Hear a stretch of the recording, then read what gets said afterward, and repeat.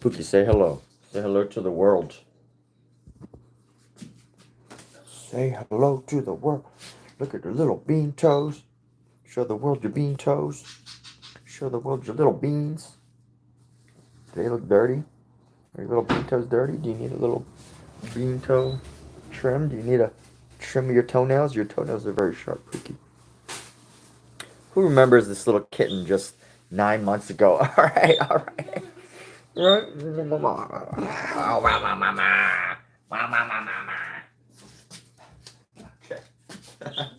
Okay. For the love of painting, let's get painting. I usually have to annoy the heck out of her before my live stream starts, or else she'll bother me during the live streams. Try to get her, smack her tail on the canvas and do all sorts of crazy things that a cat would do. So I try to get it out of her before. So here we go. This painting is a painting I've been working on for a few days now.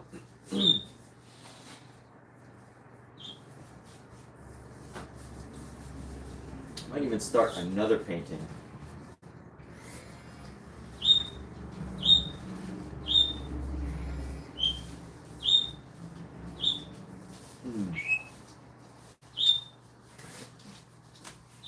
Let's see here.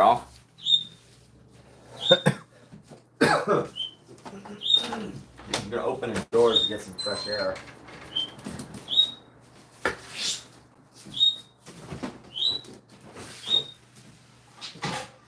It's important when oil painting to make sure that you have proper ventilation. Safety first, as always. Safety first, people.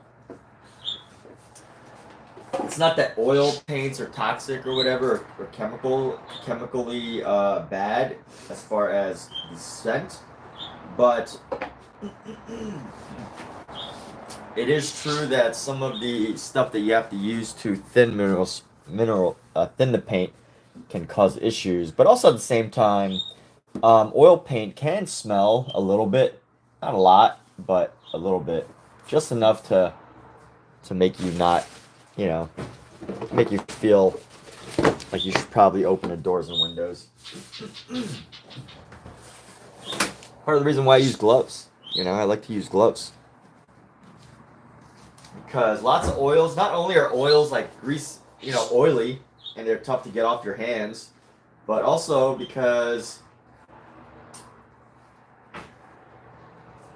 I like to protect my hands from mineral spirits. Mineral spirits can affect your hand health, can probably, I don't know the actual effect, but I'm sure they could dry out your hands quite a bit. Let's get some white. We need some white.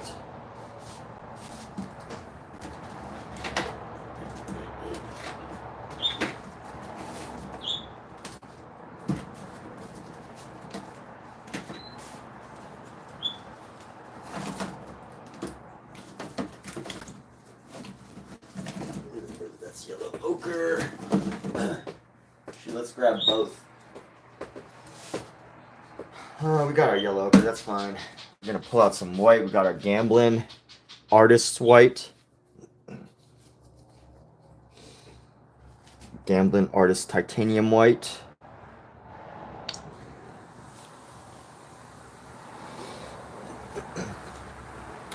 Name is Slim Shady. All right, we got Slim Shady in the house. What's up, Slim Shady? Good to see Slim Shady. Very big fan of yours.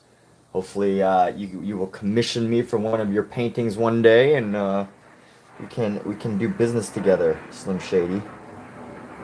All right, so here we go. Gonna add some highlights along this arm here. I'm gonna go highlight using white. Let's add some highlights, and then we're gonna add some highlight along the front of this arm right here. Maybe make it a little bit more pink, just a dab of pink or yellow. So the highlight is not so distinct. And then let's go right there. highlight along this side of the forearm. Get some highlight into here.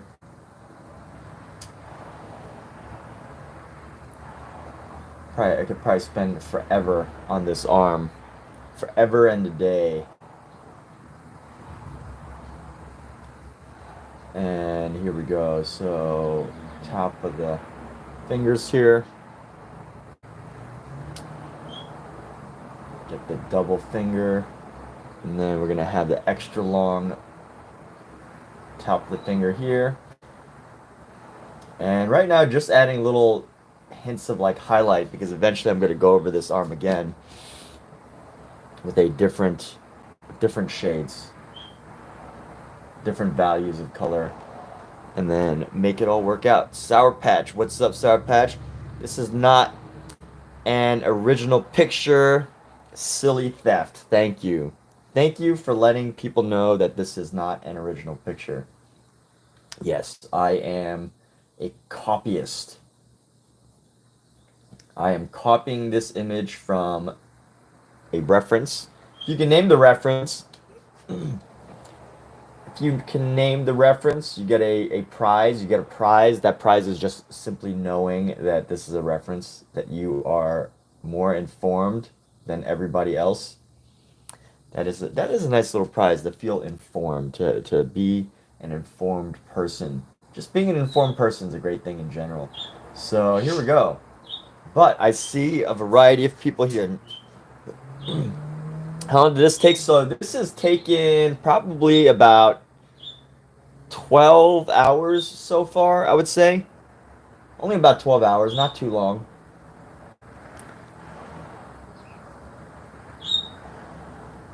I still have quite a bit. I'm thinking that in total this will probably take about like a good 20 to 30 hours. Maybe. I have a few more hours left. But I don't think I'm going to go so deep into this painting that, like, you know, I try to match it so perfectly. So therefore, I probably, I don't know. I don't know exactly how much more time I'll spend on this, but it probably won't be too much. So let's try to find some pinks. I want to try to find some pinks to lay into here. Let's get some of the pinks.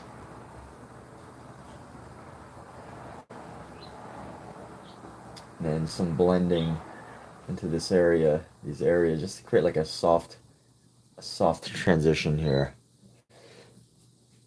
It's really long. Yeah, I guess 12 hours is really long, huh? 12 hours is half a whole day of painting. So I obviously didn't do this in one sitting. You know, I can only paint for up to like 4 hours at a time. I could paint like 4 hours if it's not a very challenging painting, in the sense of like I know where everything's gonna go, I know where all the pieces are supposed to be, and it's just a matter of laying down color. But for paintings like this, where I really feel responsible for capturing certain levels of detail, I need breaks like every 2 hours or so, because it's just like really, really exhausting to paint for long, extended periods of time in certain ways. But yeah, 12 hours, I mean, it seems like a long time, but you know what? When you're having fun, it just flows, right? It's like when you're having fun, you don't really think about time, you know? It just kind of happens. Time is just a thing, right? You don't think about it. Time is but a thing that you use to do things. So here we go. We need a little shadow. Let's try to find an ever so slight shadow here. But what's up? Are you an artist, Sour Patch? The shortest amount of time I've taken on paint, maybe like 30 minutes. Maybe like 30 minutes, maybe 10 minutes. I don't know. That's a funny thing to ask. What's the shortest amount of time I've ever spent on a painting? It's an interesting question. I've never been I don't really think about that, honestly. Like, do you mean on like a good painting, or do you mean like just in general? What's the shortest amount of time ever that I just like spent on a painting?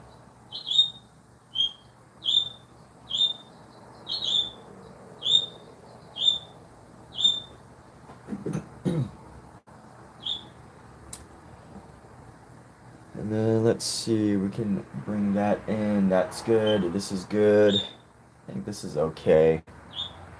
We blend in this area right here. I want to spend a little bit of time and try to blend in.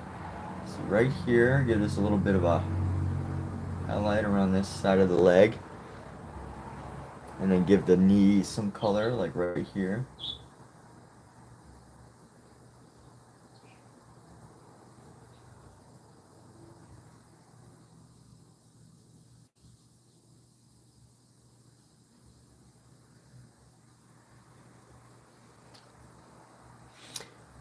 And just, yeah, so probably like what I said, yeah, like 10, 15 minutes, I don't know.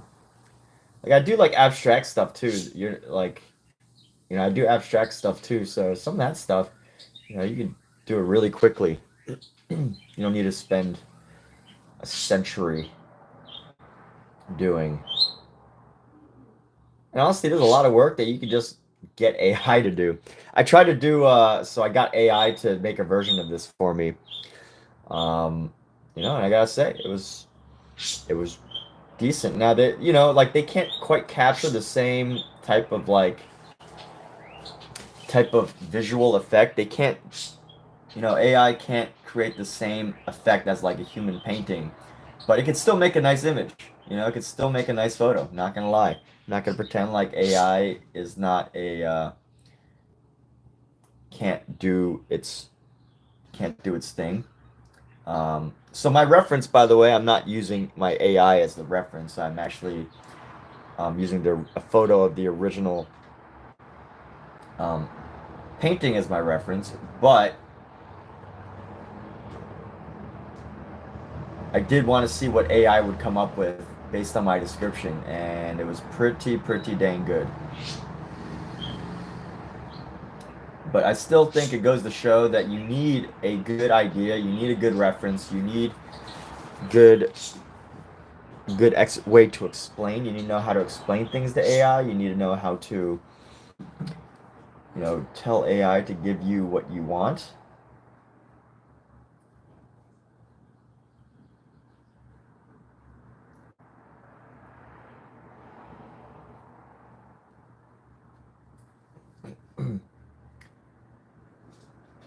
And here we go.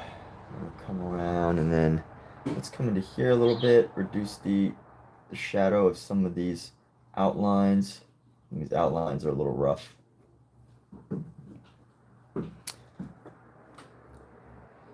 And the shadows look kind of hard, so let's try to unharden these shadows by just brushing into them a little bit. Shadow's still pretty dark. That's okay. This shadow's okay, but these other ones.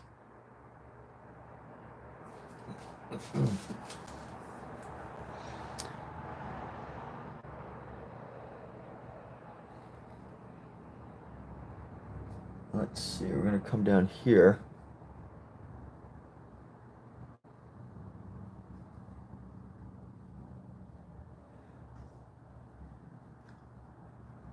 What am I seeing?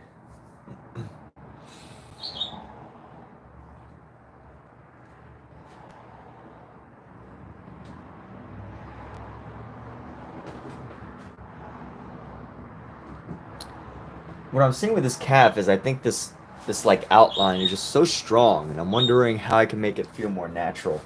I might just have to come back to this part later. Let me work on this figure. This figure was almost done yesterday, but I decided to give it some more time. And what I'm going to do with it is I'm going to go in. We're going to try to find a nice little, really light skin color, skin tone.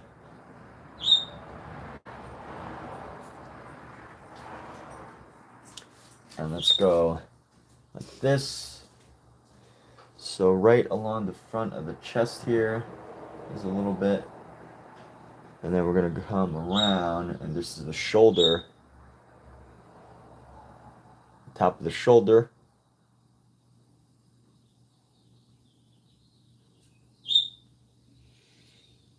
And then coming up like so.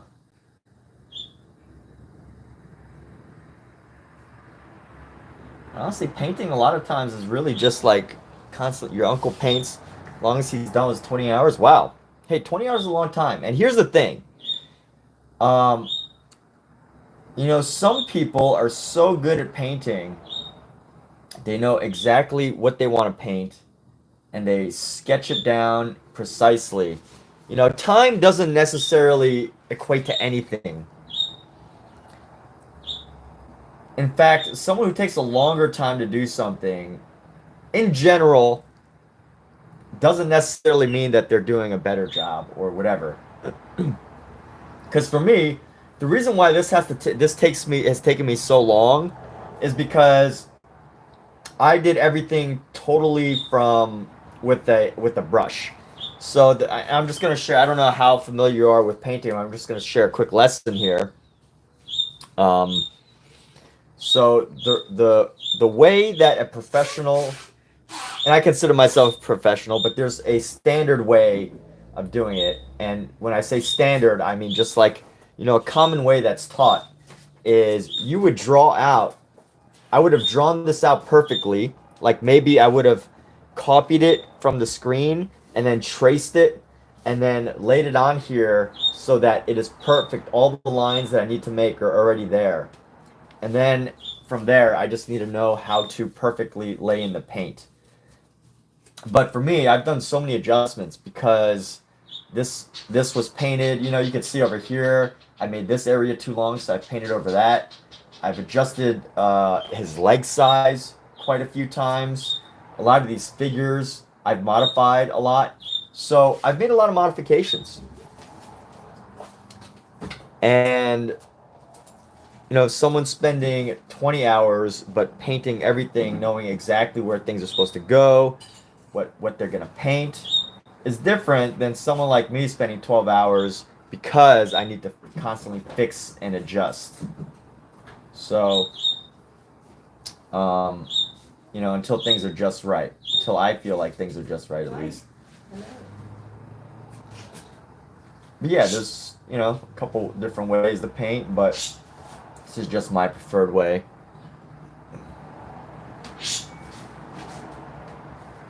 Of doing things. And I love to say there's no right or wrong, but there is a way that, you know, that you can get things done just a little bit faster.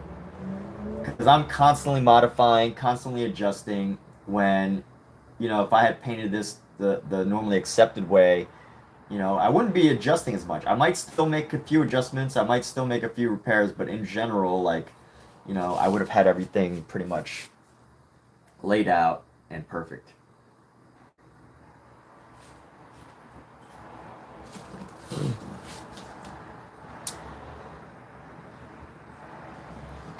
So yeah, that's a little little unsolicited tutorial on painting. Hope that you got value out of it. I don't know how familiar you are with painting. You said your uncle paints, so I'm sure, you know, you should ask your parents if you go to your uncle's house and go paint with him. I'm sure both your uncle and your parents would be very happy. I'm sure they would be very happy. What? Sour Patch has suddenly gotten an interest in painting? That's awesome. And then they'll proceed to buy you tons of supplies. You'll paint for a while and you'll see if you like it. And then things will go from there. So let's grab a bit of, we're gonna mix our blue. I want to find like a blue brown. Let's go with the brown here.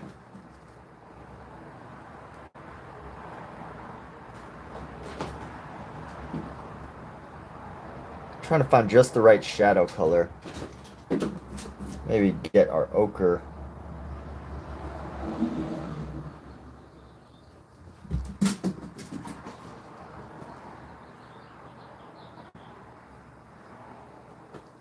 some of our orange.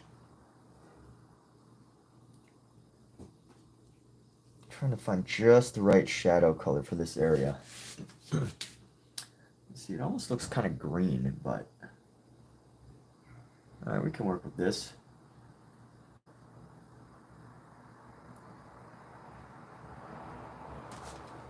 Let's see, this is like at an angle like that. I'm gonna go boom, like so. And then coming into here, I'm gonna come around like that. Just get these muscle groups going, you know? Some muscles on this figure. And eventually what we'll do is we'll do a better job of showing these muscles. And we're gonna go right here. This even goes past the hair here, so we're gonna go a little bit lower on this shadow here. And go even lower.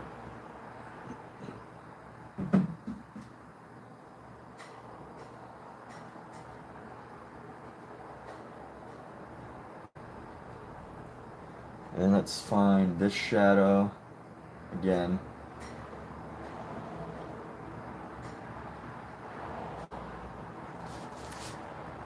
Who's so cute? My cat? Did you see my cat?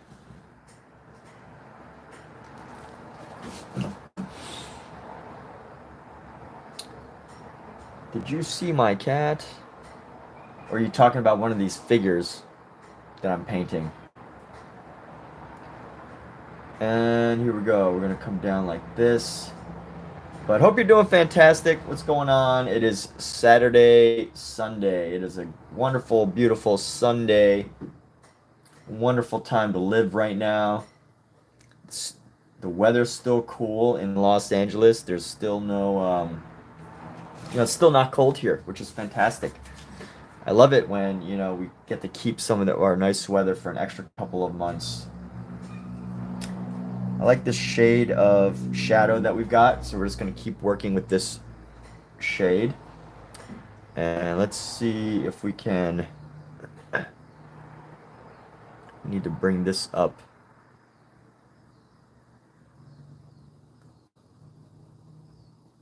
Maybe add in some yellow ochre here. Brighten it up a little bit. Look like yellow ochre into here.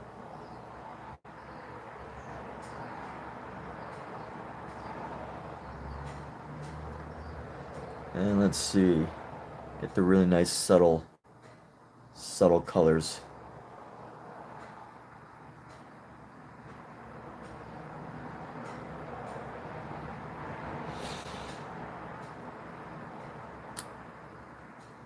The amount of detail in this figure is just pretty remarkable.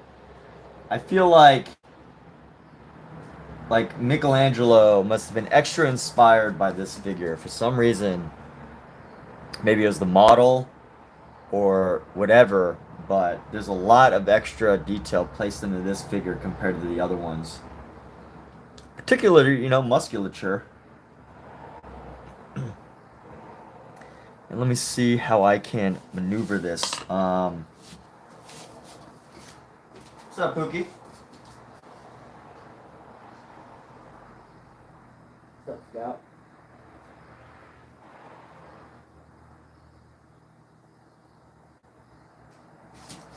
Okay, let's go.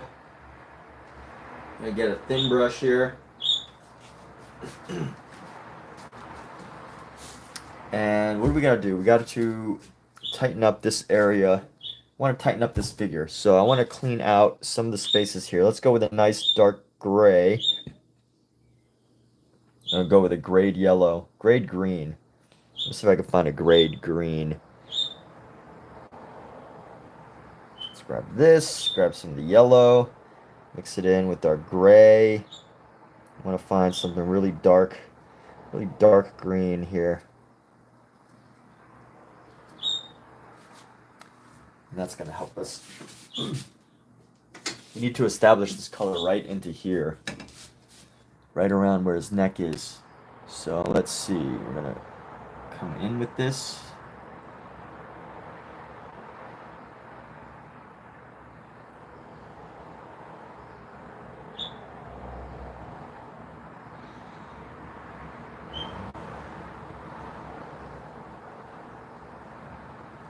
And this is going to come down.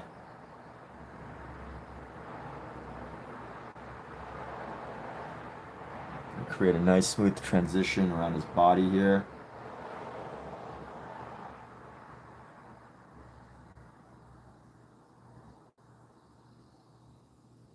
Just in case anyone's wondering, I am using a Rosemary Co brush right now. It's a brush by a company called Rosemary Co.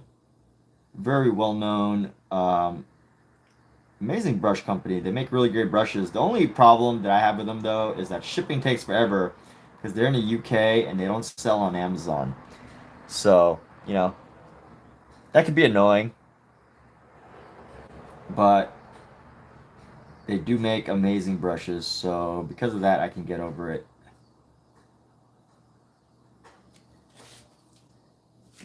Let's see how this looks. Is that looking okay?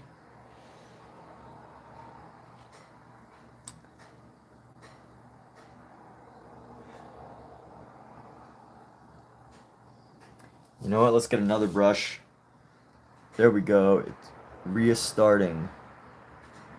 Oh, my live stream? Was there something wrong with my live stream? I didn't even realize that. Thank you for letting me know. Didn't even realize that there was something wrong with my live stream.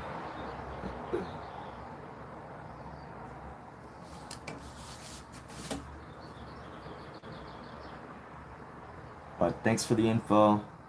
I've been having some issues lately. I don't know what's been up, but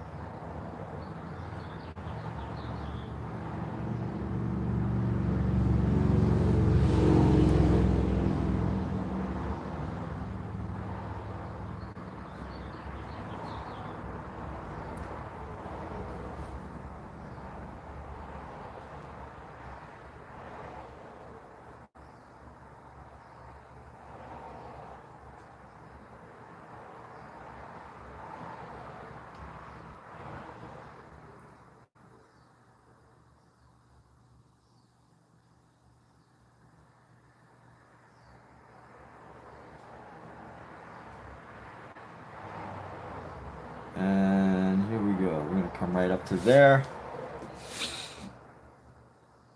Oh, it stopped? Okay, good. Good to know that it started working again. Now let's go. So this is me painting fabric. So I don't usually.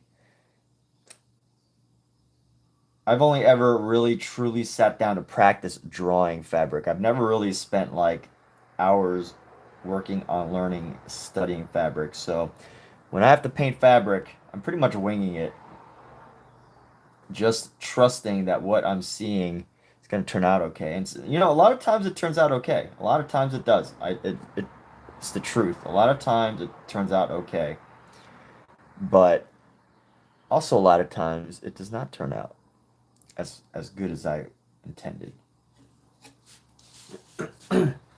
Get another brush here. I'll get another fine liner brush. And I'll get a nice get a very nice light blue line going around this body because you know his body's kind of like hunched. He's got like this hunch in his back. So I want to bring this over a little. Bring this up.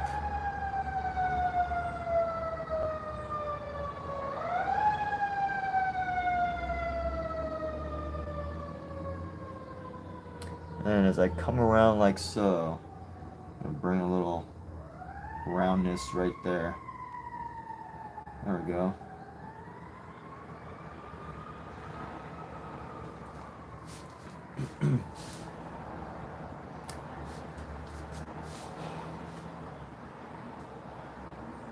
And I think I need to bring out this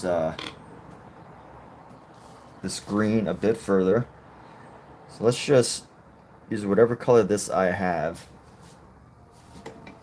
and just carve out the shoulder. It kind of looks funky.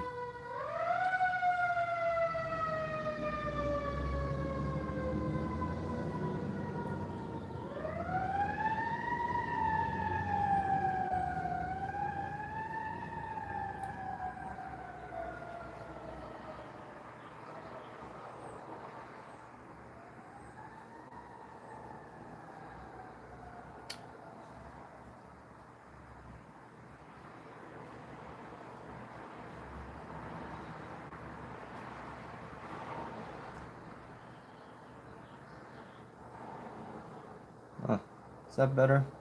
Maybe. Maybe. It should be end about right there, and then...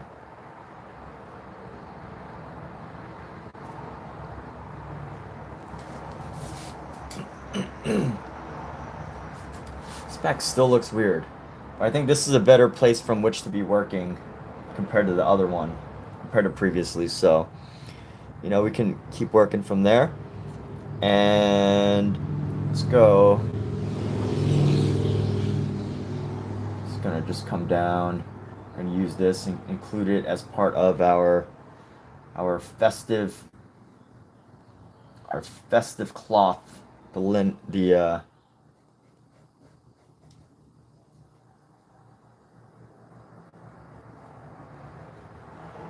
Whatever cloth this is, this silk, this flowing silk here.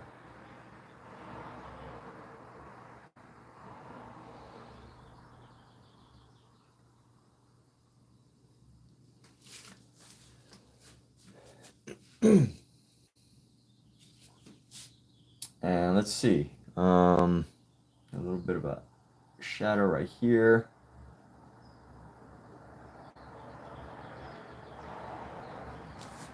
And let's see how we can possibly touch this up now,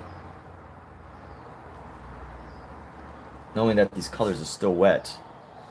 There we go, just bring in our white and then white it down. Let's see, does this...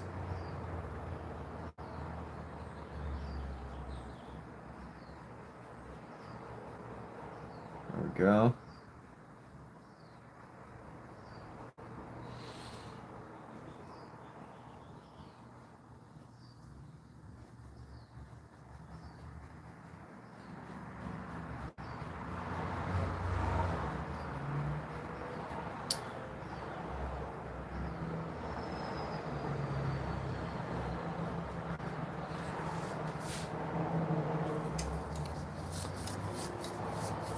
And there we have that. So I'm gonna have to figure out how to finally tighten this up eventually.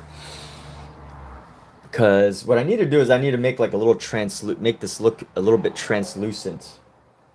I don't really know how to do that, but I will learn. There's always an opportunity to learn. So let's see, like this. We're gonna come in.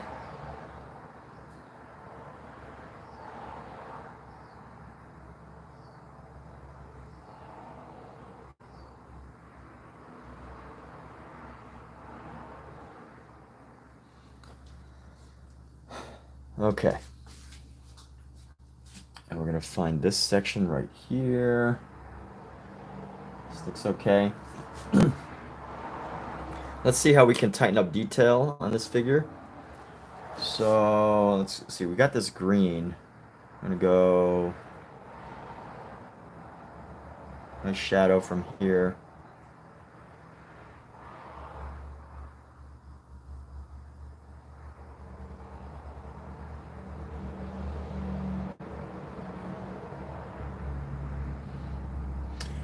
And let's see. So what's going on for you on this Sunday afternoon? How are you doing today? What is the special occasion that made you want to stop into this live stream out of all the hundreds of live streams that are available right now, ranging on anything you could possibly want to know? Anything you could possibly want to know, see, or do is on YouTube right now, yet somehow, in this very moment, you have chosen to watch this live stream, and that is amazing. That is incredible to me, very fascinating. It's like, wow, what an amazing occasion, right? Isn't that amazing? Social media, YouTube. Thank you, YouTube, for bringing people together for interesting things. So let's see, how can I tighten up this figure? Let me clean up this brush. I don't want this green on my brush anymore.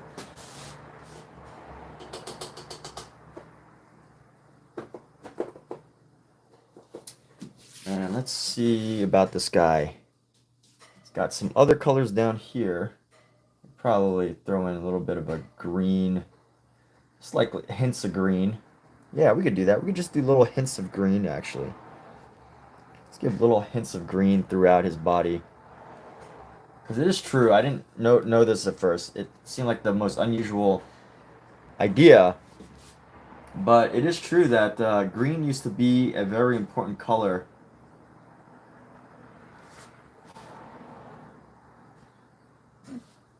Very important color in painting. Because a lot of underpaintings would be done in green.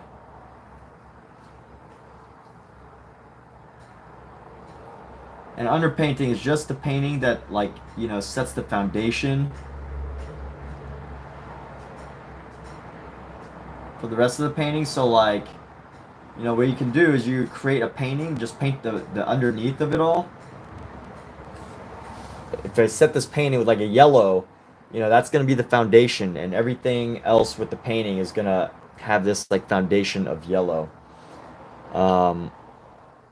etc.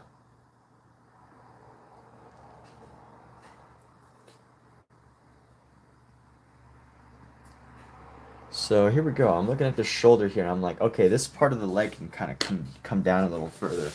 So let me clean off this brush.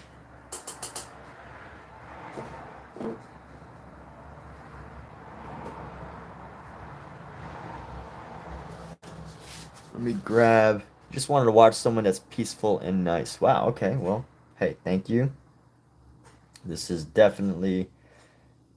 I'm definitely here to keep the peace, maintain some peace. Yes. There's a lot of things that may make you feel not at peace nowadays. And if painting helps you to feel at peace, then I shall continue to paint. But you know how I can know that I'm contributing to peace is because I feel at peace when I do this. You know, this is, you can totally tell when someone feels at peace doing something. Now, don't get me wrong, sometimes I, you know, might stress over mistakes, but in general, you know, I think the energy, I am a very big believer in the effects of energy. And, you know, you can sense the energy of other people, of another person.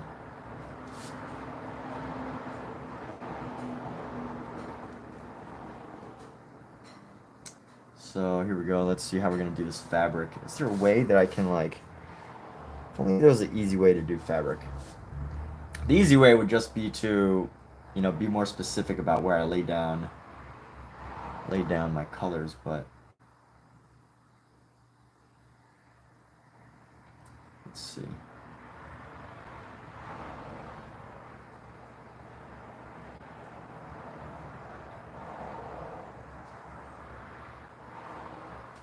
I'll come back to the fabric later. Still so much to do.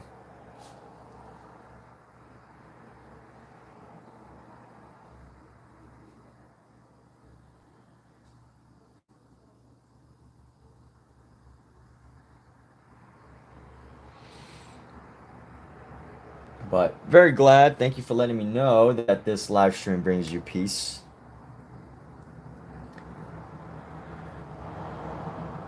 In the world of chaos, we must find those things that help us to find our serenity.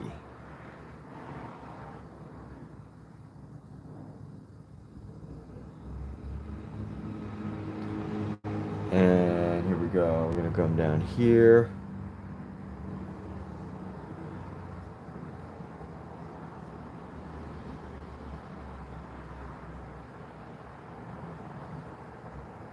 Let's go.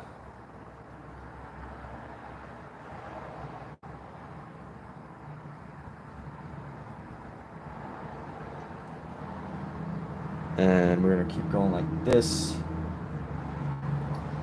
Like basketball? Do you like Michael Jordan? Do you like the idea that there's a basketball player in this painting? How does that feel to you? What does that make you think of? Just out of curiosity. Since you're here, what are your thoughts around this idea that, you know, this is the painting in the Sistine Chapel, but instead of Adam, it's a basketball player? What does that make you think of? Does it obviously it doesn't disturb you or bother you because you're here and you're, watching the live stream and you are taking part in this interaction here.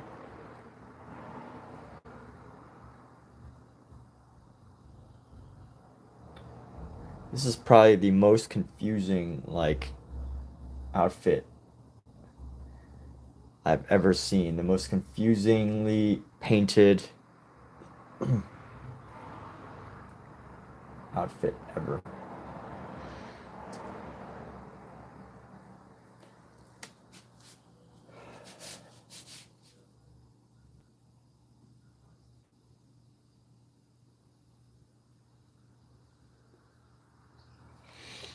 And anybody can answer that question. It doesn't just have to be Starfit. It doesn't just have to be Sour Patch. It can be anybody. Take part in the conversation.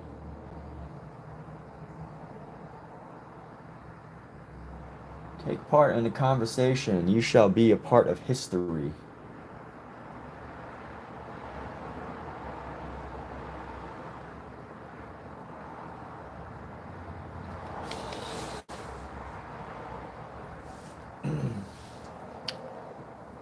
All right.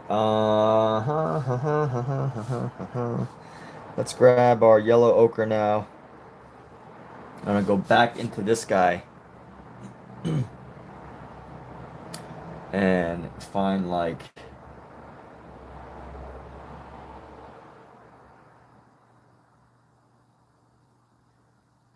some opportunities to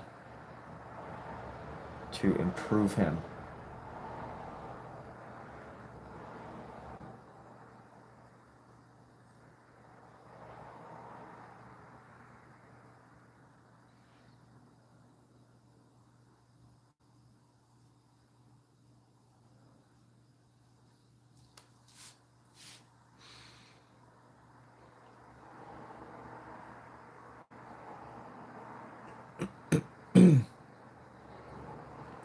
You know what? I get some people don't like to, don't want to be engaged. Also, I think some viewers, they like to maintain their privacy. They don't want to um, create a page, a YouTube channel, and they want their privacy. It's important. Privacy is important nowadays, especially if you're an artist and you're like spying. Like if you're an artist and you just want to spy on other art channels, that's cool too. I get it. Usually, anytime I go to an art live stream, I pretty much donate money. I usually give them like a couple dollars if I ever go to an art stream. So hey, if you want to support this channel and you're an artist doing some spying, why don't you donate money instead of spying? By the way, I don't actually know if there's other artists spying on my channel. I'm just basing off what I do. I do go ahead and go to see other art YouTube channels to see what they're up to, how they interact, how they work, their talents, their gifts.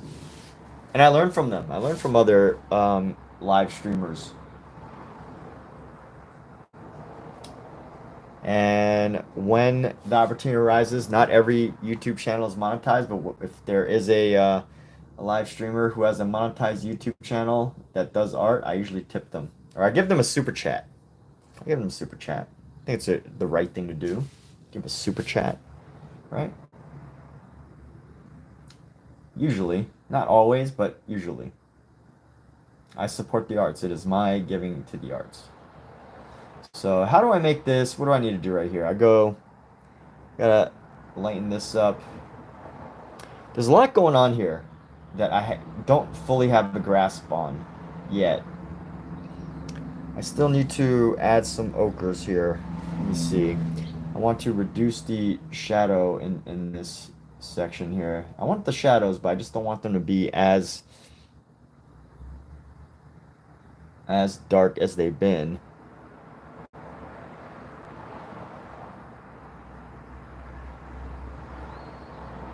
but you can definitely see the musculature, which is good. That's, you know, what I want to happen.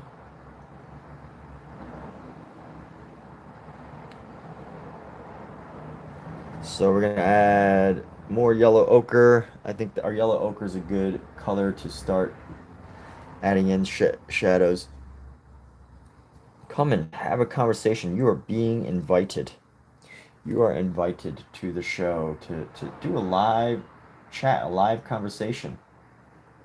It's like a talk show. Think of this like a talk show. I used to treat this more like a radio, like a radio station.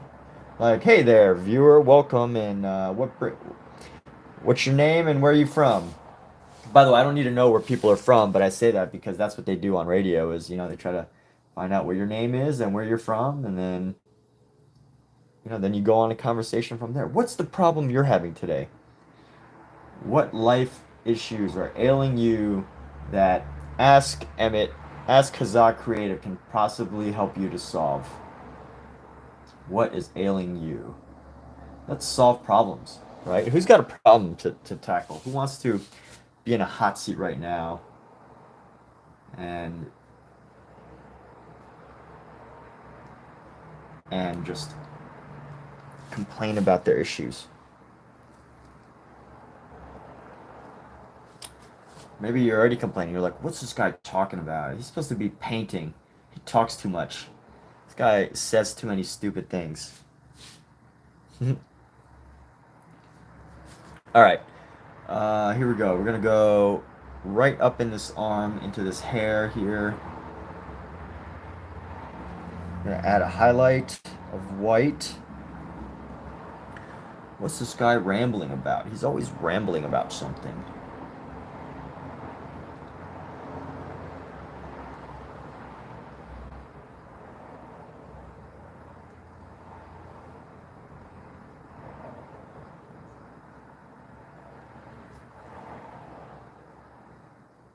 What's Emmett rambling about this time? Okay, so let's go down to here. Bring this up. Try to tighten this. Boom, boom. Tighten that.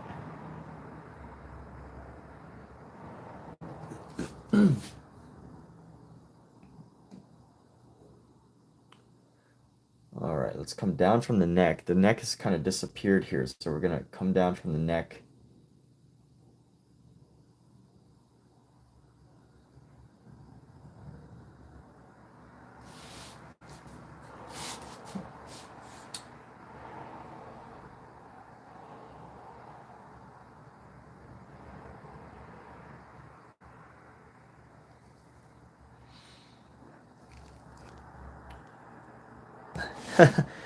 All these things, I have way too many different colors across this figure here.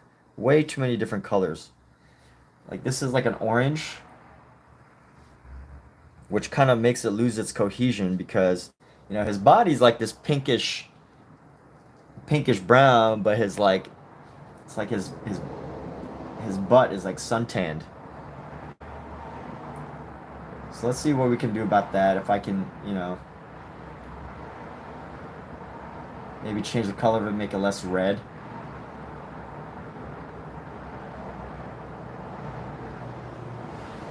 Less orange. It's a little better. And what I really need to do is if I could find some way to like merge these areas without having such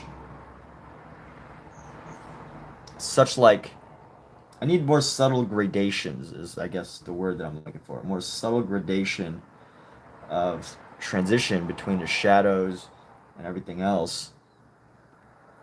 Because these shadows are shadows look really harsh.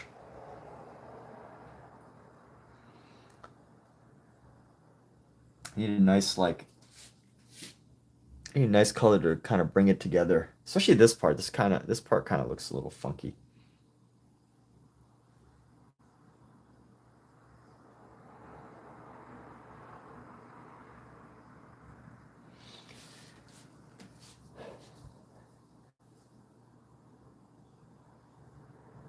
Oh, you know what? This probably because it's a little too harsh. Let's go with this. We're gonna grab our white here.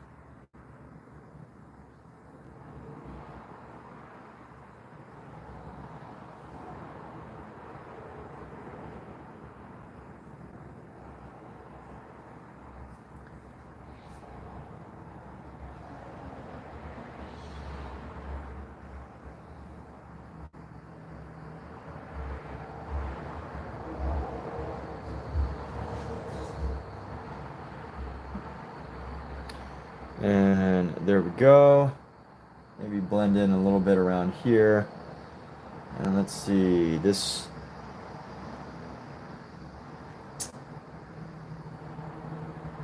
Get like that. Does that look a little better? Looks a little better, but there's just still some parts that are like off in here. Let's see how we can fix this transition. I need to grab a yellow ochre here. And if we can get this section just right, we could actually, will be pretty good. So I want to try to find a yellow ochre to like darken this shadow. I mean light, yeah, darken it a little bit while still maintaining some shadow here. And we're gonna have like a just less, make it less harsh.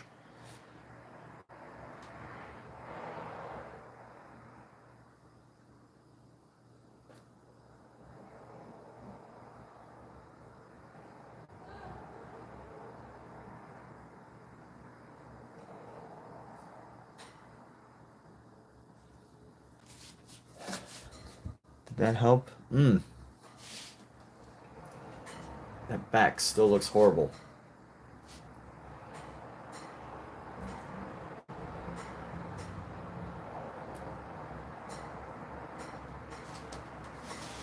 Let's try it again. Go with our yellow ochre. Let's see how we can do this. We're gonna come around. We're gonna create this area right here. Maybe instead of like this dark, it's a little better.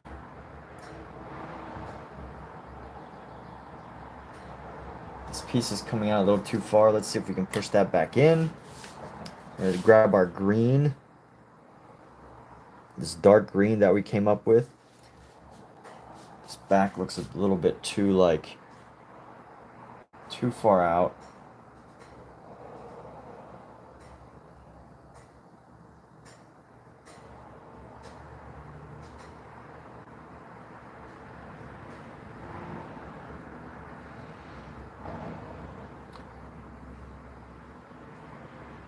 That actually looks a lot better. But this part has to be just above the shoulder. So where this shoulder starts is where the transition has to happen. So does that look a little better? Yeah, that kind of makes more sense. Looks like the shoulder is going up, which is what I want.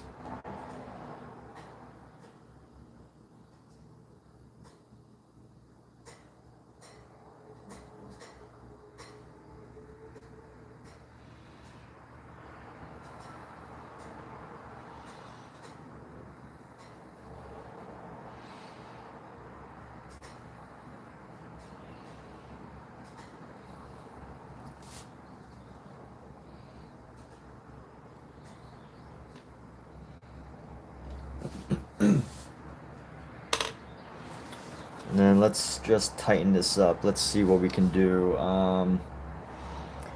This area is going to end just above where the shoulder kind of starts. So, and then this transition needs to be rounded out just a little bit. So let's round this out just a little bit.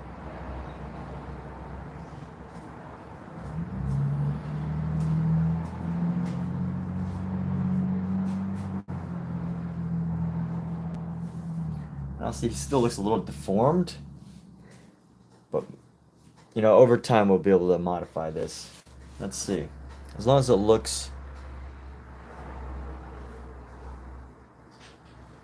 yeah, all right, not too bad.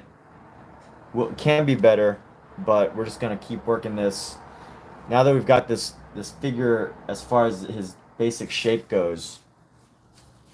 You know, we want this like nice line here. Nice line going from there. Yeah, that's okay. Let's see.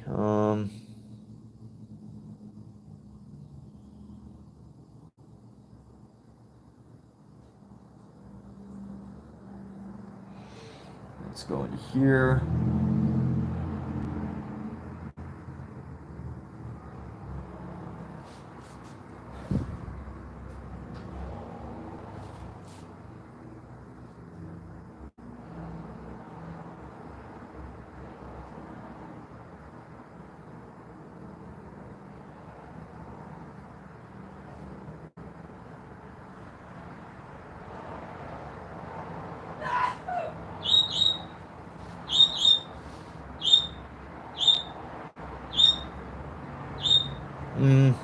One more time.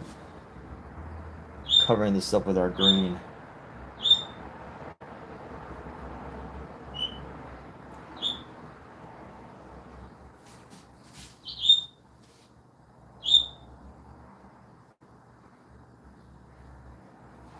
Alright, we'll come back to this figure later, but I think we at least have the basic idea much better. Let's do a couple things. I do want to mess with his hair a bit, so let's do that. Let's Clipsy, what's up, Clipsy? Thank you for sharing your thoughts around this painting. Good to know you think this is cool. So here we go. Give highlights into the top of his head here.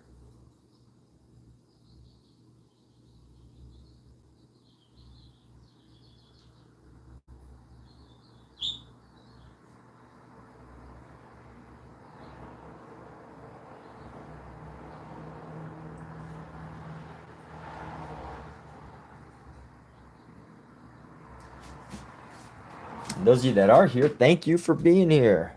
You know, it helps to have a stream where people are actually joining in and chatting. You have no idea how hard it is. Well, maybe you do have an idea. I don't know. I don't know everybody's situation, but I've definitely streamed to 0 people. In fact, I still do it a lot, streaming to 0 people. You know, even when I stream, I'll like, you know, I might have like a good day, and then the next day there will be like at any given time there may be like 0 people. I've definitely streamed to 0 people. It happens. And you know what? It's those days where you're like, wow, thank you to everybody that does come in and, you know, just entertains a discussion around your work, which can be very motivating, right? Like, I don't know what I'd do if I didn't have like social media and YouTube to live stream. Would I still be an artist? Maybe.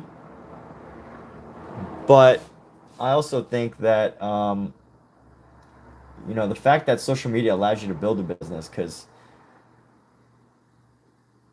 it really helps. It really helps a lot.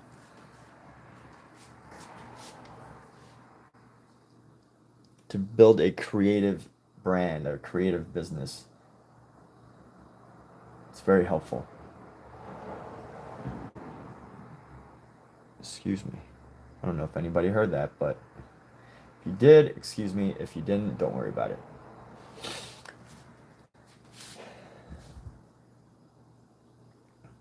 What's happening? All right, looks like Omizu is here with something interesting to share. What's up, Omizu? How's that? So Omizu is making another master copy. Is doing another master study, master copy, master work of his own. I mean, I guess if you any work that is copied from a master is master work, right? So let's just call it a master work. Let's call it what it is, and not what other people want to call it. Just call it what it is. Mizu is a master artist. All right, and I still have some issues with this hair, but I think we can fix them along the way. Let's see if we can actually use some of this yellow and like, you know, this yellow can help us in some of these areas here, like right over here.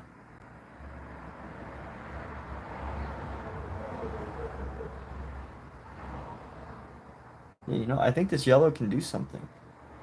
This yellow can add some much needed detail.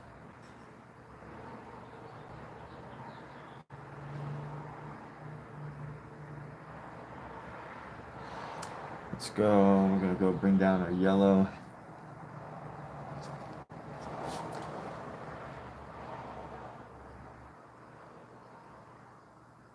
Let's go like that. And then we're gonna go and some of this like that. I don't really do anything just now. I like dab the spot a couple of times.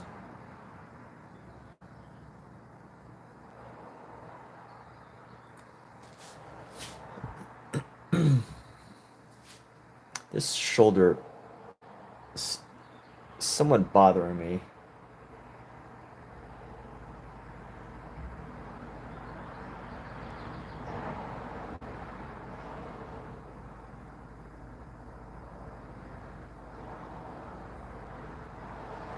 All right, let's see if we can use a nice little shadow. I'm gonna get it like a nice dark gray here.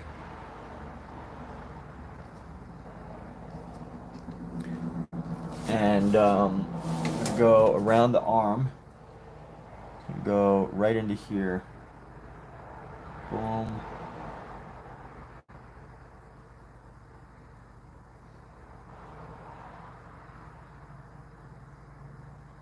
And then boom.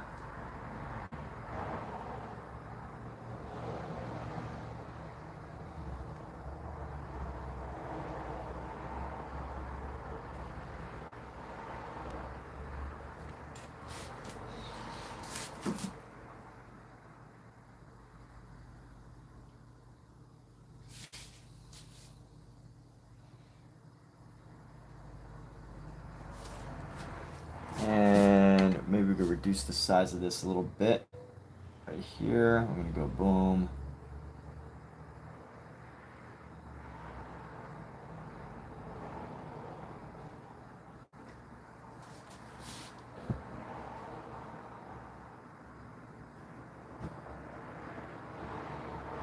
All right, you know what? That's coming along. I like it. I'm gonna leave these little marks right here for now. But I need to work on a different figure. Need to move on with my life. Time to move on. Time to move on. Time to move on. Time to move on. And let's see. Right. I don't want to get in too much trouble here. But what I'm about to do is I want to tighten up the lips of this character. This one character right here.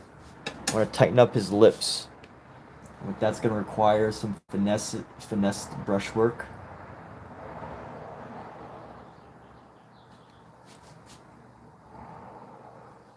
Let's use white instead of this blue highlight.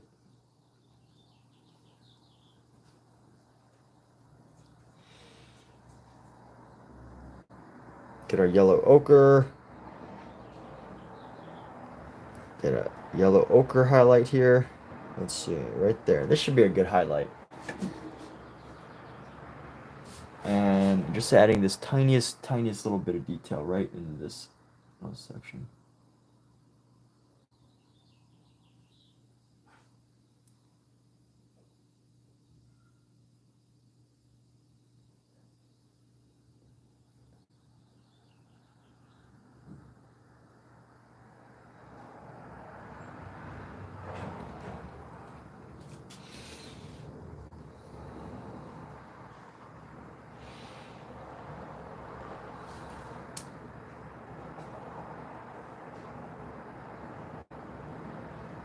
And here we go, just gonna come across the nose right here.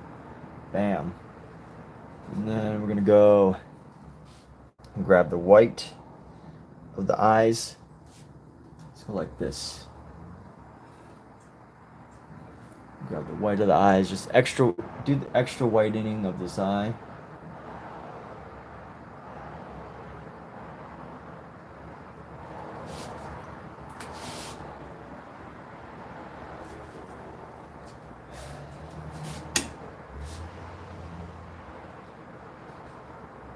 And another little highlight on the top lip right here.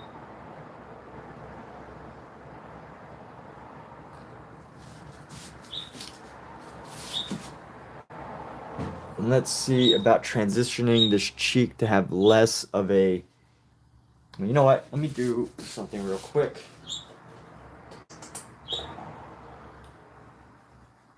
These are some minor details that you probably can't even see, but I'm seeing. So I'm going to try to get this a little closer just so you can see what I'm doing. How close is this? Is this... And just these little subtle details on a face, if you look really close, can actually do something, but... You know, is it actually really having a big impact on the painting? Not really, but... You know, it feels better for me. And what I want to do is I want to add some color into the cheek here. So let's try to find a muted orange. Like a nice little muted red, muted orange. Here, just to blend in around the cheek area. Should have like a pink somewhere.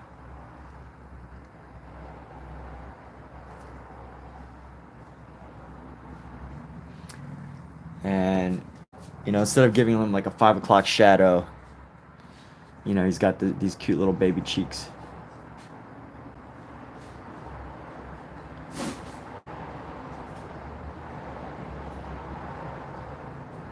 Cute little angelic cheeks.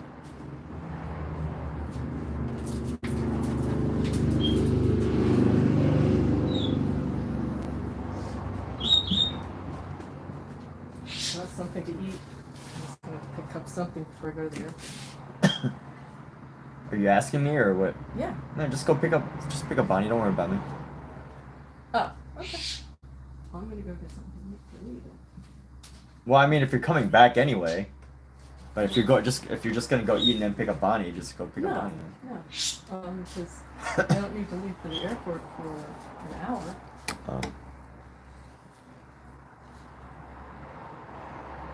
Hi. Might eat again later, but no, it's not there. Yeah.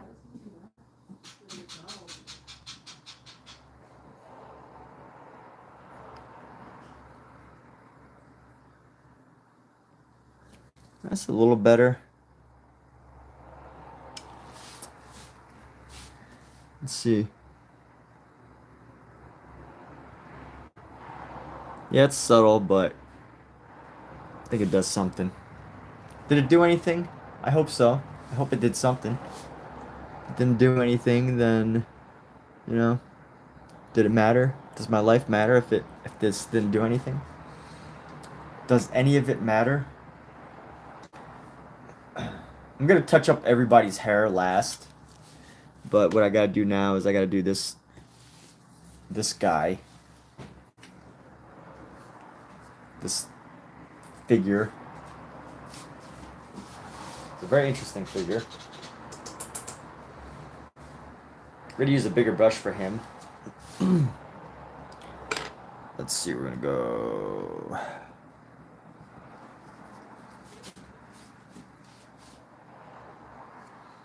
Let's see, we got this gray. I don't want to use this gray, green. Actually, you know what? Maybe you could.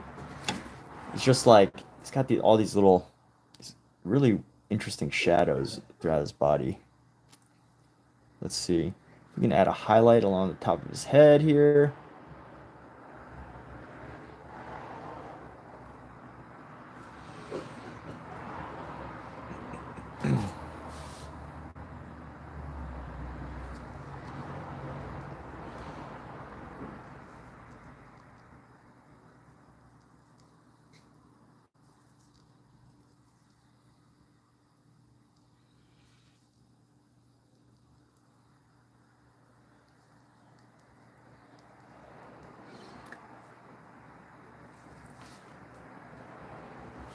Hey, how do I find this color?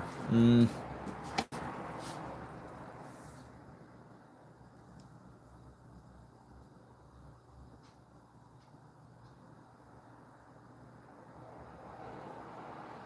down here.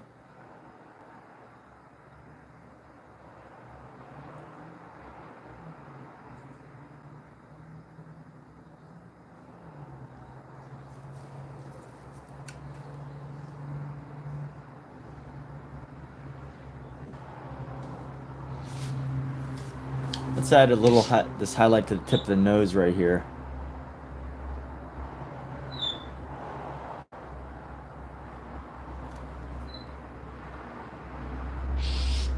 On the tip of the nose.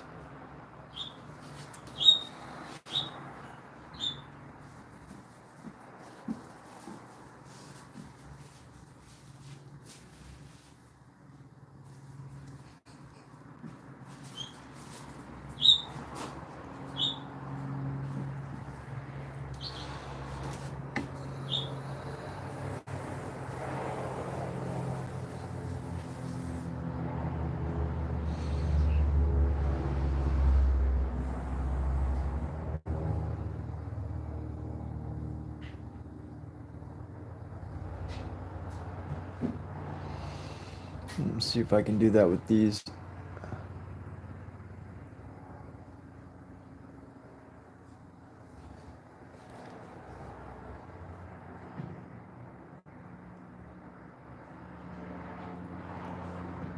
All right, at some point I'm gonna need to go back into this and figure out how to do the,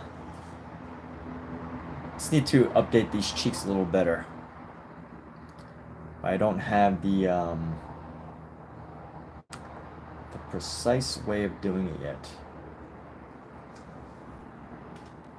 But here, I do want to add a nice dark shadow for the eye. You know, it's interesting how just the little tricks can really give you the effect that you want. And right now, the effect that I want is to make it look like there's going to be an eye. And I think I could achieve that just by adding a nice, really deep shadow behind the nose area, like right here. Let me see.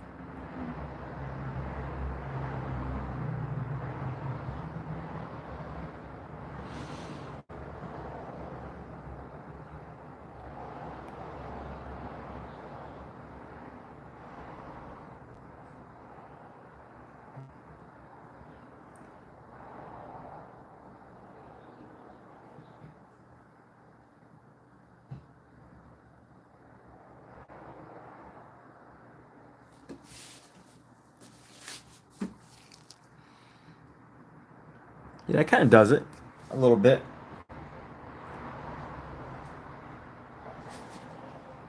I will need to do a little bit more, but you know, this gives our initial setup. Let's see. I want to round this out a little bit. Round it out. Round it out. So, Kat, are you coming back, or are you just gonna go? Okay. Let me see. Right into here.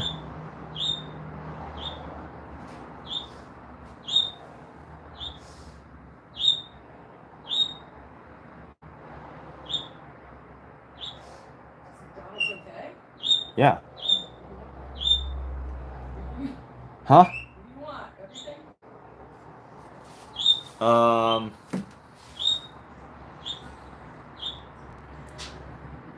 A filet-o-fish and some of their new chicken fingers. Huh? That's it.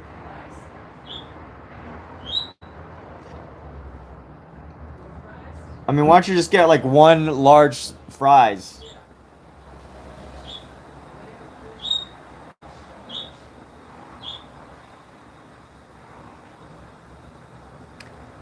Okay.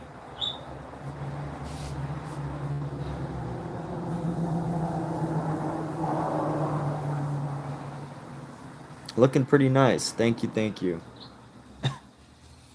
Yes. That is all I need to hear. All I need to hear. You don't need to hear, wow, what a masterpiece. You don't need to hear, this is the greatest painting I've ever seen. You don't need to hear any of that. You just need to hear, it's looking nice. Looking nice, dude. Looking nice, bro. Bro-tato. Looking nice. It's looking nice. Alright, so I am adding these shadows here. I don't think it really matches the color of the body, but let's just bring it down. Anyway, and this is what we're going to start with. As we start to tighten up this figure. Looking nice, brah. Looking nice, bro.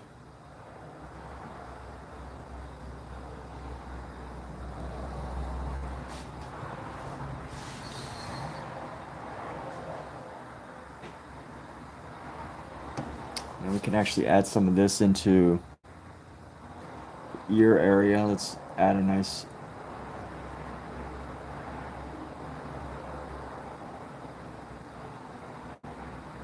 shadow around the ear.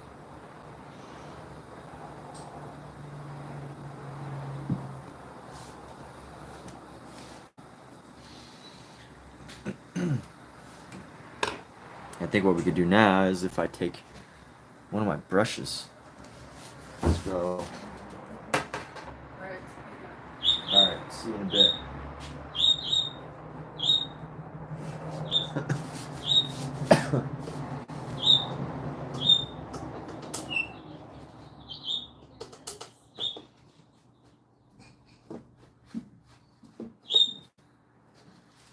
Let's do this. Why am I saying so many ums? Ums are bad. Don't say ums.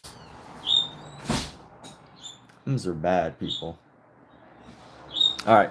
So I see this green here. I've used that as a shadow, so I'm kind of committed now. But let's see what happens. You know, I often experiment. Like, sometimes I don't know exactly what's going to happen. And I just hope for the best. I have an idea of what's going to happen, right? I don't want to pretend like I'm totally ignorant of exactly, precisely, you know, what can happen. But sometimes things don't always turn out exactly as I kind of imagine they will. So that's what I mean when I say, you know, I don't know exactly what's going to happen. Because my goal here is to allow this green to kind of blend in with this yellow and this highlight that I'm trying to lay down here, and to blend nicely. And to blend nicely, right? That's the goal, to blend it nicely so that there's like this interesting shadow here.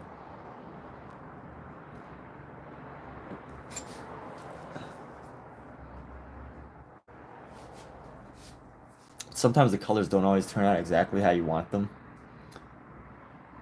So that's where, you know, I have the trouble. Let's go into this. Let's go into the top of the arm here.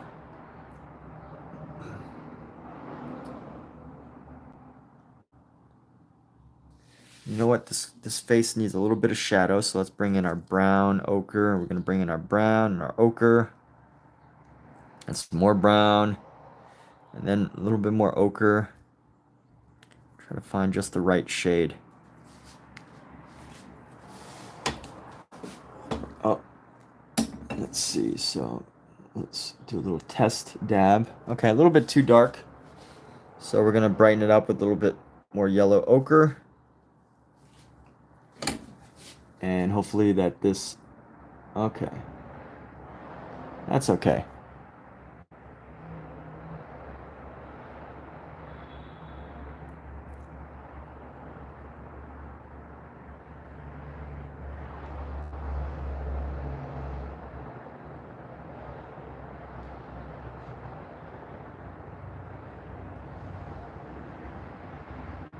Same with the baby angel. I want to create this like... I need to create the shadow, but I don't want it to look like a 5 o'clock shadow, you know? I don't want it to look like a mustache. or facial hair. So that's the real challenge with this section, this figure right here, is trying to figure out how to do it without, you know, making it look like he's got facial hair.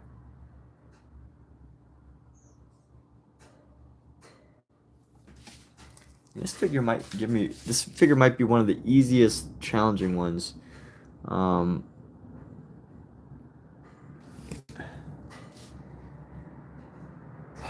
Let's see, how's he looking? He's looking okay.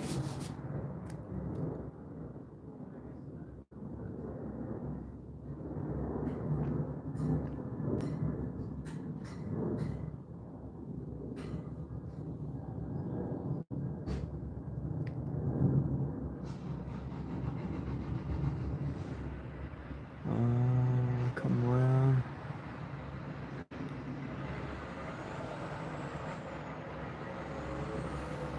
Right there, go into her hair, that's okay.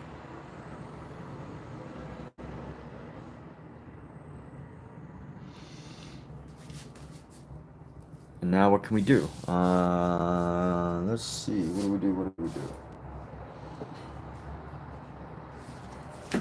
do? And a lot of times you'll find that, like, just by adding, yo, what's up? Oh, Dondrell.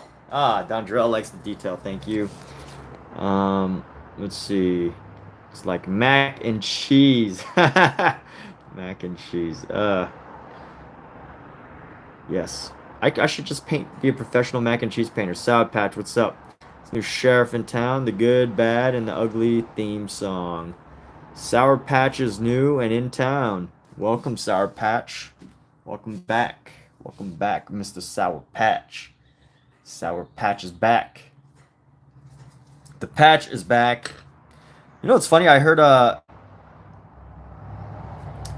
can't remember, but I met a rapper one time and I listened to one of his songs and he rhymed like these two most unrhymable words that I've ever heard, but he somehow rhymed them.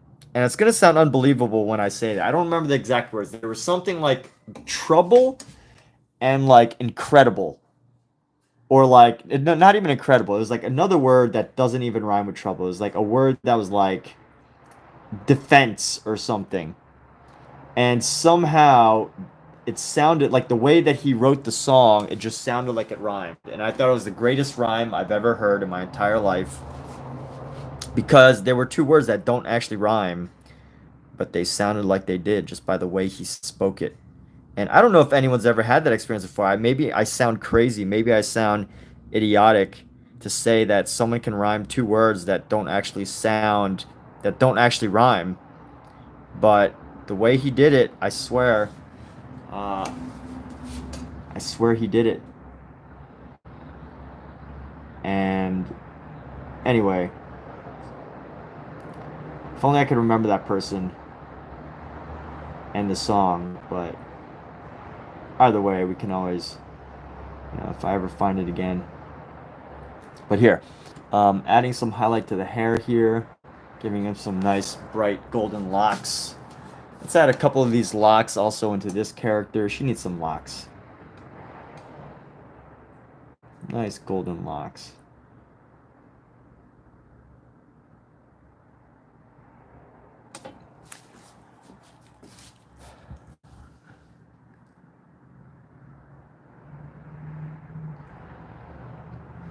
Yes. You know, this is actually a pretty long brush. This is I bought the 11-inch or 12-inch. This might be, I think this is a 12, maybe like a, is this 12 inches? Yeah, it's probably this is like the 11 or 12-inch one. I had the option between a 7-inch or the 11-inch. I decided to go for 11. You know what? I'm holding it all. I should have just bought the 7. The 11-inch is like an extra $3, but I'm holding it all the way at the very, very tip. So, I don't know. Let's go into this. I've got these shadows. I really just want to, you know, add some oranges. Let's add some orange. Orange has been a really helpful color in this painting, surprisingly. I'm going to add a nice bright orange here. Grab some orange. Go back into our yellow.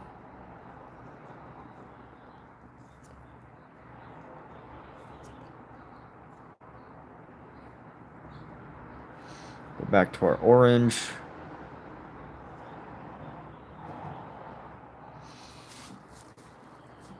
Let's see how we can create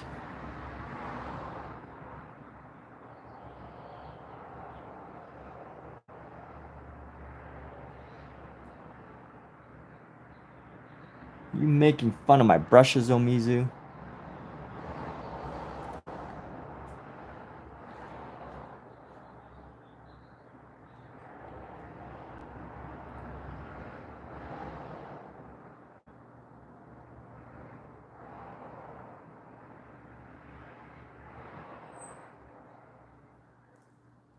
And here we go.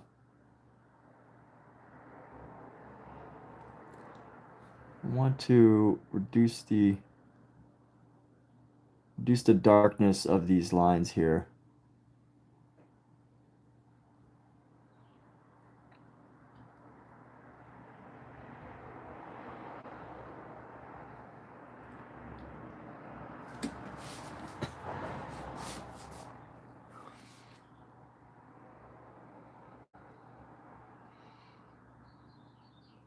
Is that a 0?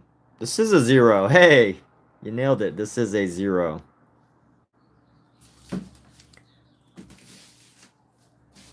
Omizu knows his brushes. He's like, Omizu knows every technical element of painting. He's the master. The master of masters. Master of puppets. Master. Da-na-na-na-na-na-na-na. Master. If you don't know that song, you're either too young to be here, or you are highly sheltered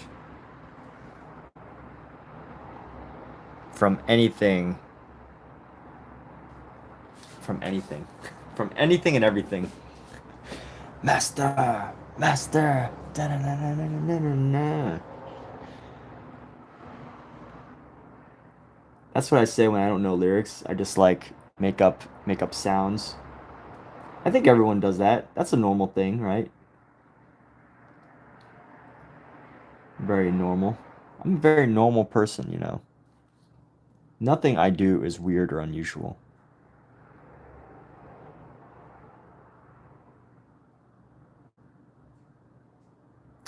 I want to raise the lip a little bit.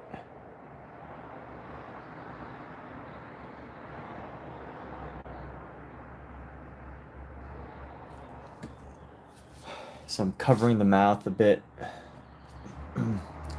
Master. Ba-na-na-na-na-na-na-na-na. Master.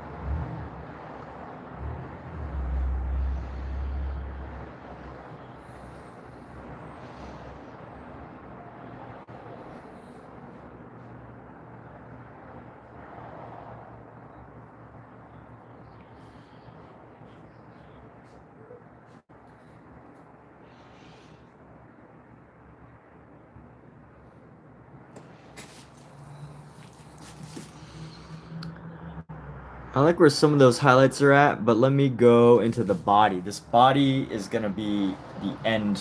It's going to make or break this painting.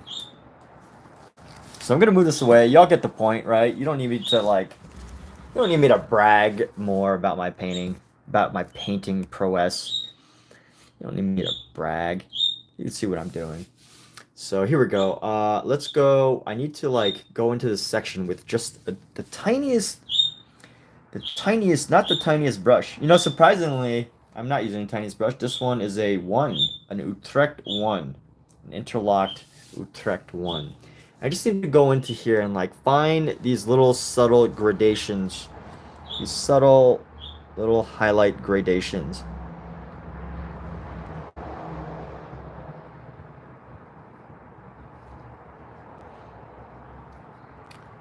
And because there's already some shadow, I can make it a little bit brighter.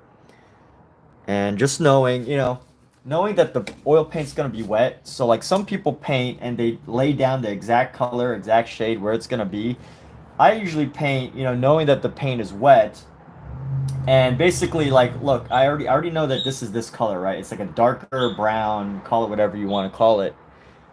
And because I know that if I want this to be just slightly brighter, I have to, you know, find like a happy medium between a very light color and whatever darker color. I can't just like, you know, it's not the same as just painting the exact colors that you want. This way it makes it, it's actually like a harder way to paint. Not harder in a good way either. It's just hard, it's just more difficult, you know. So how much do you value your own time? Apparently, I don't value my own time because the way I paint is really time. Is really time. What's it called? Like not time friendly. Because the way I paint requires constant fixing and repairing and constant fixing and repairing and modification and all these things where I had just, you know, done it correctly the first time, I wouldn't have to do it.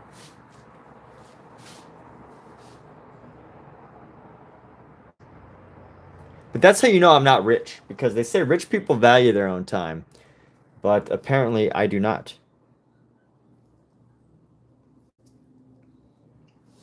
If I was a super rich artist, this is probably not the way I would paint it. Maybe I would have like an artist do the, I'd have the artist do the sketch.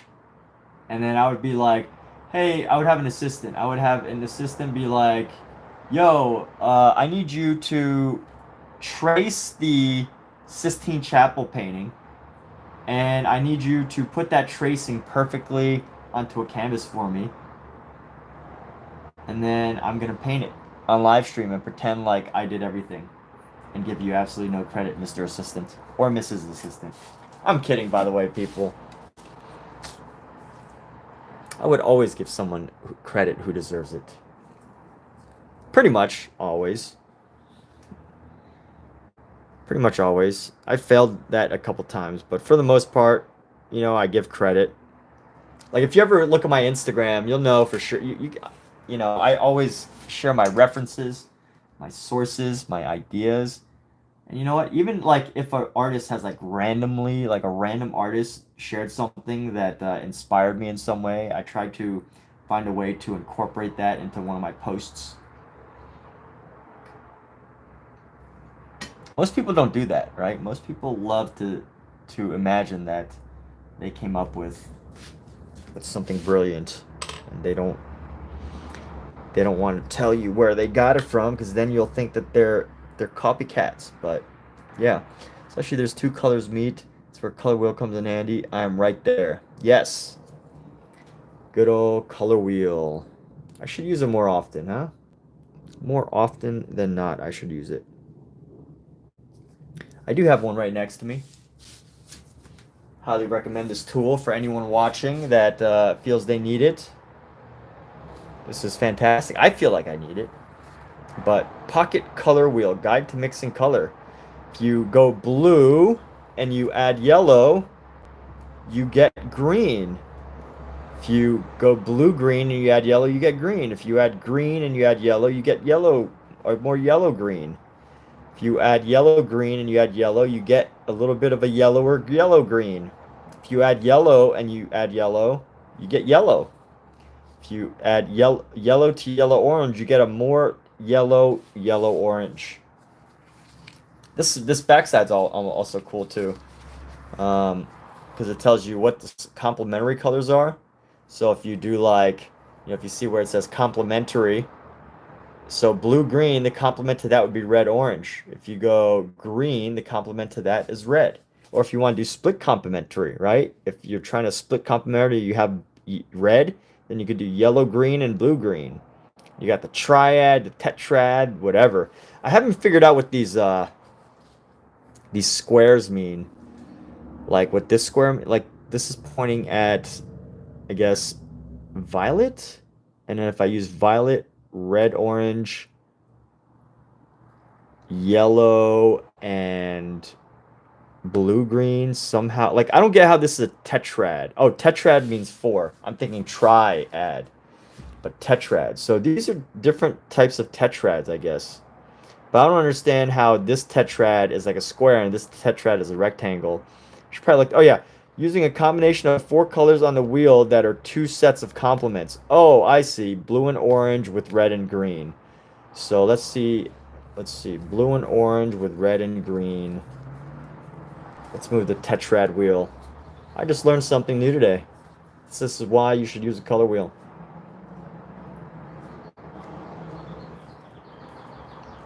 So let's see. Red and blue. Oh, yeah. Red and green with blue and orange. Look at that. That's a tetrad. Red and green with blue and orange. You know, I have used these like color combos. I usually have an open palette and I use all sorts of colors. I feel like if you're using a tetrad, you're gonna get way too much into the rainbow. Like it's just gonna look like a rainbow, no matter what. Like you're just 2 colors away from a rainbow of color. Red, orange, yellow, green, blue, violet. Right? You're only 2 colors away from a rainbow. Nobody can tell the difference. Very few people can tell the difference that that you're missing maybe yellow or purple, right? It just looks like a rainbow of color. So by the time you reach tetrad point, I don't think you're really getting anywhere unless you're very specific. Unless you're very, very specific to like, just use those 4 colors. But in general, I think you can. 3 primary colors, blue, yellow, and red. My goodness, look at Michael Wilbur teaching the primaries. Michael Wilbur teaching the primaries. Fantastic. Tell us more about the primaries, Michael. What makes a primary color a primary color?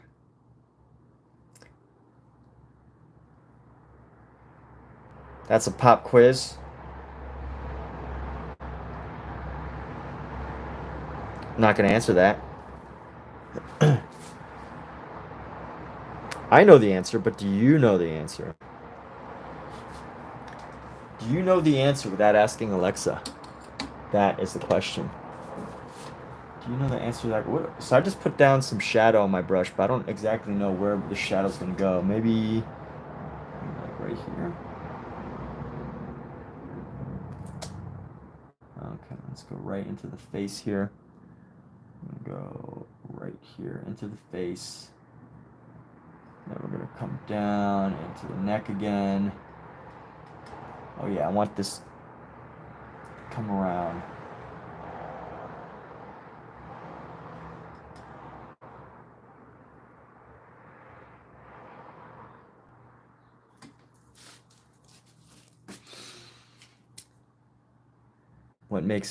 Michael asks, what makes a number a primary? Michael, you're so off topic. This is an art class that you're teaching, not a math class. Why would anybody in an art class think that you're talking about a number? Michael, you're kicked out of school for the day. You're getting sent home with a letter to your keeper.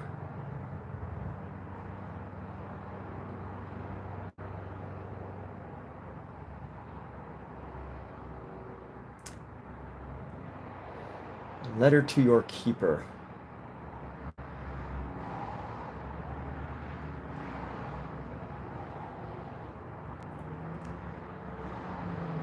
Alright, I've spent a little too much time on this figure. I need to take a break on this guy. He's getting a lot of attention. He doesn't really need it. So let's go tighten up this other figure that we've got. As a matter of fact, there's like 10 other figures. 4 other figures that need a lot more attention. This figure needs a little bit of attention, but not too much. This figure is pretty good. Little guy with all the chubby cheeks. I could probably give him a little bit of a touch up here. Chubby cheek fella.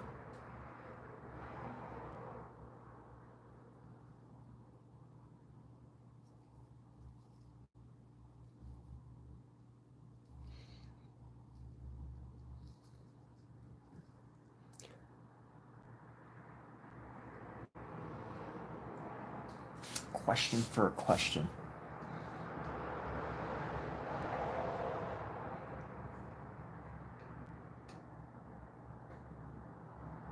Stay on topic, Michael. If you can't stay on topic, you're going to disrupt everybody else in this class. And that is not okay.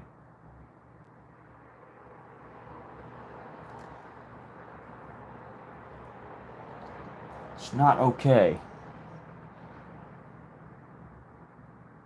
It's going to confuse everybody.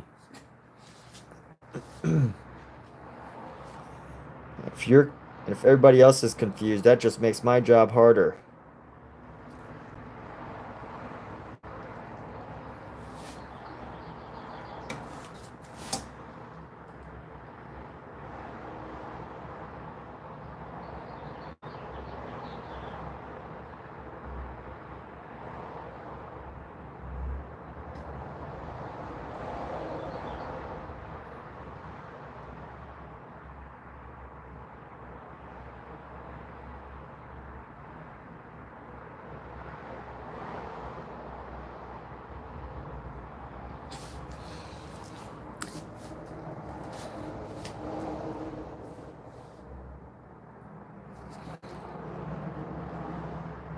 Funny that I say that. The last day of school, you were kicked out of sex ed, had to go to the principal office. We had a substitute teacher.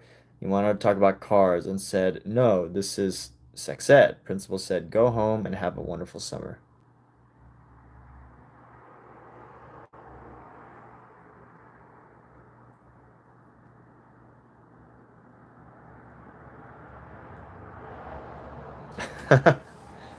All right. Good job, Michael. Good job for sticking to the subject.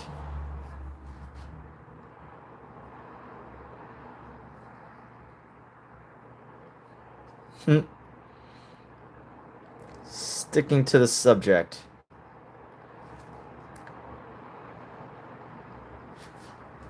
That's very noble of you. I bet your teacher was very, very proud. Your actual teacher, not the substitute. The substitute probably was like, "This kid's crazy. Insane in the membrane."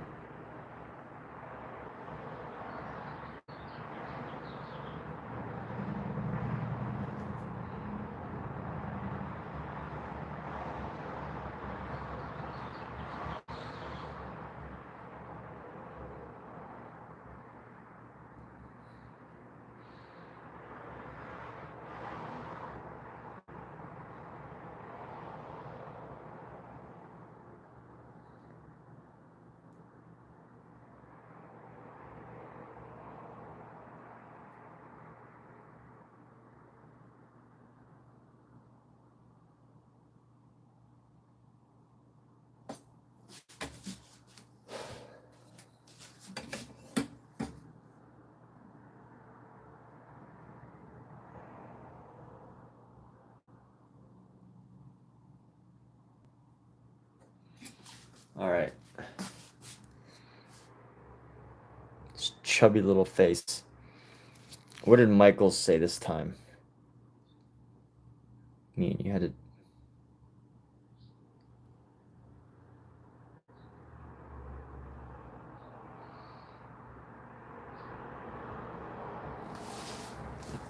You only skipped school once? Wow, that's pretty good. Congratulations.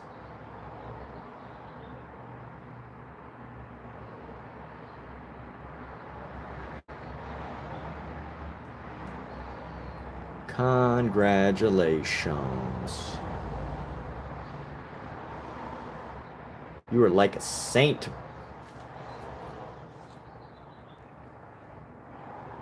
Omizu. Only skipped school once. Oh. You know what, people? I know some of you are just getting here, but I think now's a good time for a little rest. Started down here, got some of these details, blended in some of the body idea over here. Moved up here, fixed up a face or two here. Actually, you know what? I could use this orange. And instead of letting these eyes be so dark, try to use this orange to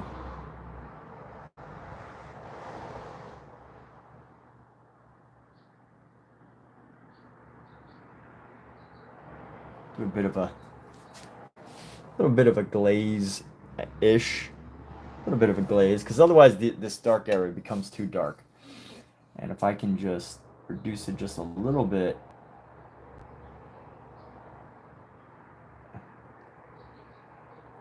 it helps to reduce the impact of those eyes.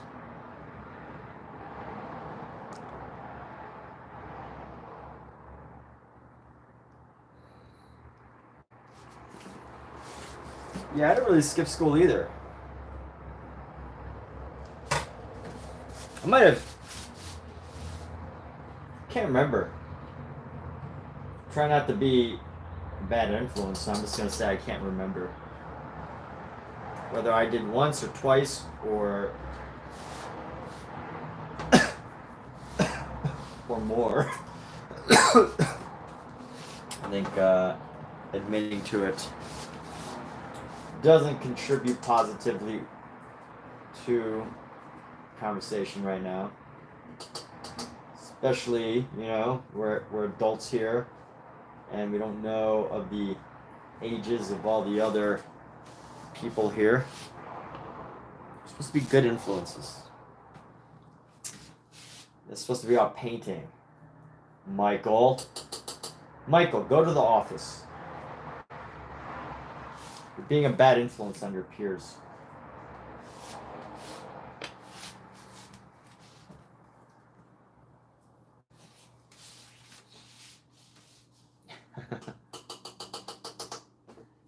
Yeah, exactly. Michael's not an adult, so we shouldn't be influencing. Michael wants to forever be 17.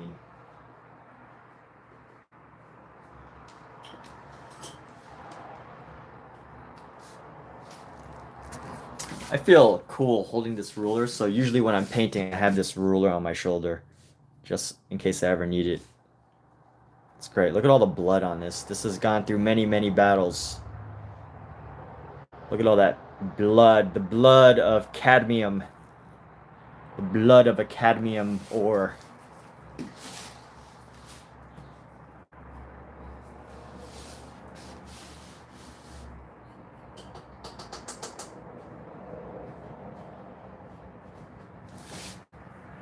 All right.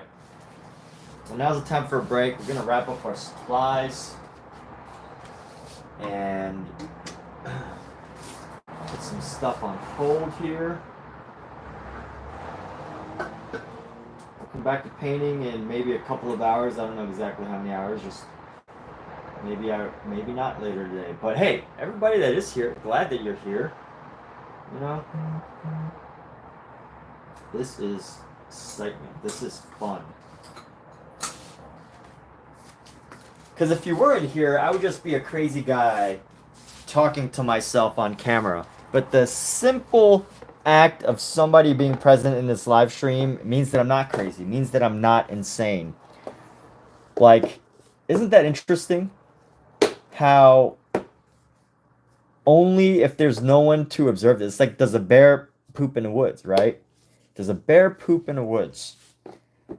Is a man or woman or whatever crazy if they talk nonstop on a live stream to no viewers. But here's the thing, is that the moment someone observes it, the moment that it is observed that someone is just talking to no one, then suddenly they have an observer, which totally negates that whole idea. So there we go. If you ever decided that you did not want to live stream because you felt uncomfortable just talking to no viewers, just know that you're only talking to no viewers if there's no viewers. But the moment anybody watches, whether in post or during, the moment anybody even takes a look, it is instantly being observed, and therefore you are not crazy, you're not insane for talking nonstop to no streamers, because that would be impossible. If you're talking to nobody, then that would mean that nobody ever saw your stream. But that's almost impossible, because as soon as somebody does see your stream, it means that you are talking to them, and therefore not crazy. So there we go. Insanity. Let's go. We've got some great things going on. Got this painting pretty much done with Jordan. I don't really like his knee down here. I don't know how I'm gonna fix it, but I might do something to like kind of make his knee just up a little bit further. But other than that, I like where Jordan's at. The rest of it's gonna be probably more detailed than Jordan is, because the actual photo itself doesn't really have too much detail on Jordan. But look, this is all coming along. This is fantastic. I love where this is. I love where it's at. I like it. So everybody that's here, thank you. Let's see. Last thing I saw, Michael Werber's not an adult. Second childhood. Oh, yeah, so this is a steel ruler. So this is made of steel, so it doesn't really bend. And actually, it's a little better for the way I work, because the top of this is flat, so it can sit better. If I use a maul stick, I actually have a maul stick. I can't find it. Oh, here it is.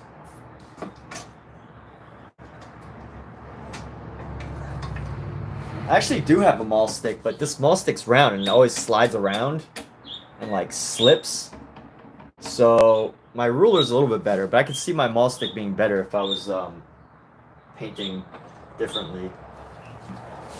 But anyway, there we go. No, but we are insane. There's only you now. There's more people. Oh, I feel bad like turning this off. You know what? I'm going to, since people are having a good conversation here, I'm just going to leave this live stream on, but I'm going to mute myself. And I'm just going to mute myself. Actually, no, I should sign out. Let's sign out.